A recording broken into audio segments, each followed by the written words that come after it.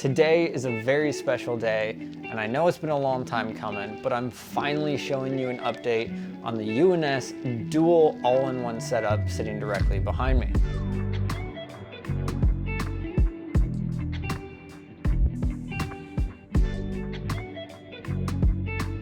Why are the lights off, you ask?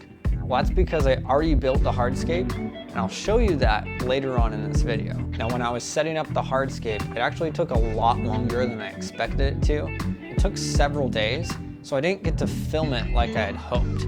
That being said, this tank is already filled with water, and it's already been running for over a week. But before I show it to you, I think we need to rewind a little bit and talk about the inspiration for this build. So when I was trying to figure out what to do with this scape, I realized I've never built a forest-themed aquascape.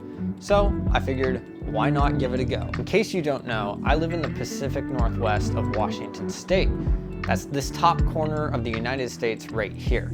The Pacific Northwest, or PNW as us locals call it, is known for its thick, heavy forests that come right up to the edge of the ocean. So I figured I'd try to replicate something very similar to the surroundings that I live in. So in order for me to replicate something like this, I needed big, thick pieces of wood. So I called my friends over at Boost Plant, and they sent me roughly 30 pounds of driftwood to play with. I then went into my personal hardscape collection and grabbed some Black Mountain Cereal stone, and this will help separate the sand from the soil in the front. So now that the hardscape was selected, it was time to add the soil. And as always, I'll be using the UNS Contra soil from boostplant.com. I love this soil. It comes in two different colors, brown or black, and a bunch of different size options as well.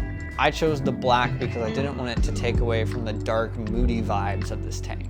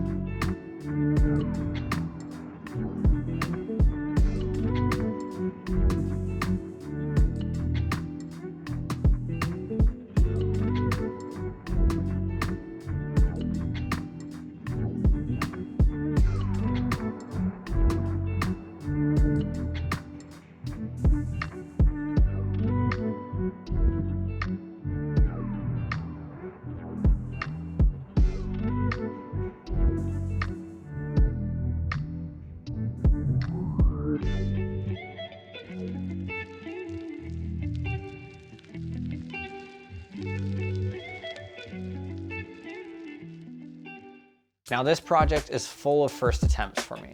Like I said in the beginning of the video, I've never built a forest aquascape, and I've also never used starter bacteria when starting a new system.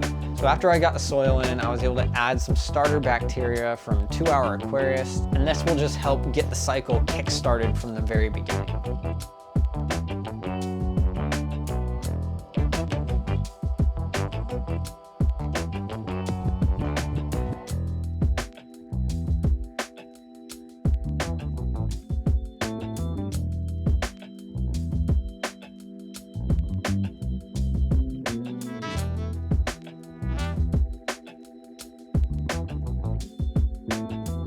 So once I added the soil, I added the starter bacteria, and the hardscape was in, I ended up with this.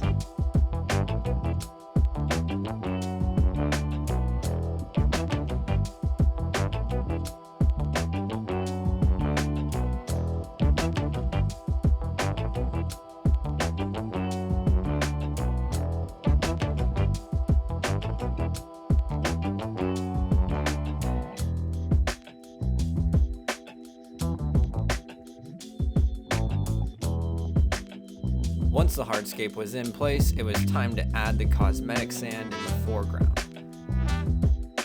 For this build, I'll be using the UNS Contra Sand Bora. Now the bag was too big to dump directly into the front, so I grabbed an old Starbucks cup, and that allowed me to pour the sand into the exact spots I wanted.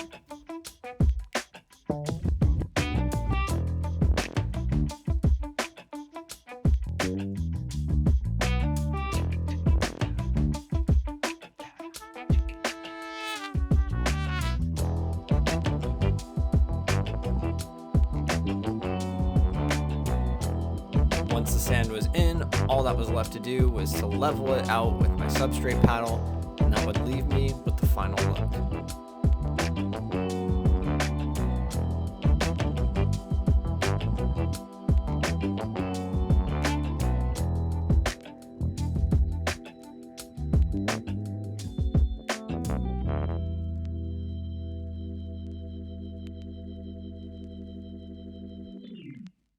Now, even though right now you can see the paper towels, those will be covered up by moss and plants in the end, so I'm not too worried about them right now. So I've already mentioned that I'm doing two things in this setup that I've never tried before.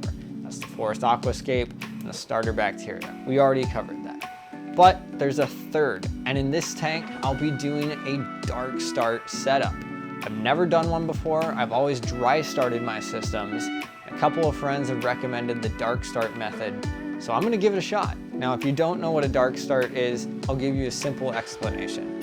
Basically, you build your hardscape, you add your soil, you set up your system, but then you fill it with water and then don't turn the lights on. You run the filter constantly and wait about 3 weeks. This helps the tank to cycle and get all ready for plants and fish, but you don't run the risk of your plants melting. This is a very common thing that aggravates a lot of us hobbyists, is the melting plants. By running the dark start method, the tank is already cycled and you should just be able to add your plants and they won't melt at all. It also helps prevent early stage diatom algae, as well as other algae that start in the beginning stages of the system. By having the lights off, there's nothing for the algae to feed on, and the tank can simply cycle on its own time, and you don't have to worry about any of that. So that's a simple explanation on the dark start method. If you want to know more in depth on it, I'll link an article below in the description and you can have your way with that. So once I got the hardscape in, the soil in, all that ready to go, it was time to fill the tank.